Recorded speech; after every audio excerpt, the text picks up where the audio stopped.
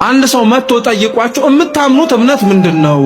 እስኪ ስለ ኦርቶዶክስ ተዋህዶ እምነት አስረዱኝ ብሎ ቢጠይቃችሁ የምትመልሱት መልስ ብታጡ የሃይማኖትን ጸሎት መጸለይ ትችላላችሁ።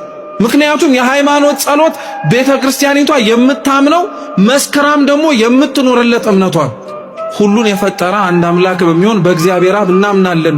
ሰማይና ምድርን የፈጠረ የሚታየውና የማይታየውን ዓለም ሳይፈጠር ከእርሱ ጋር በነበረ አንድ የአብ ልጅ በሚሆን በአንድ ጌታ በኢየሱስ ክርስቶስ እናምናለን።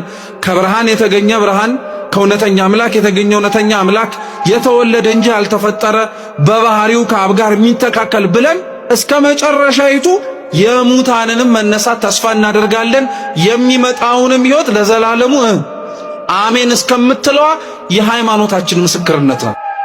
ብዙ ሰው ግን በነገራችን ላይ ምንድነው የምታምነው እስኪ ስለ ሃይማኖት ንገረኝ ተብሎ ሲጠየቅ ግን የሃይማኖት ጸሎትን ወይም ጸሎት ሃይማኖት መልስ አይመስለው።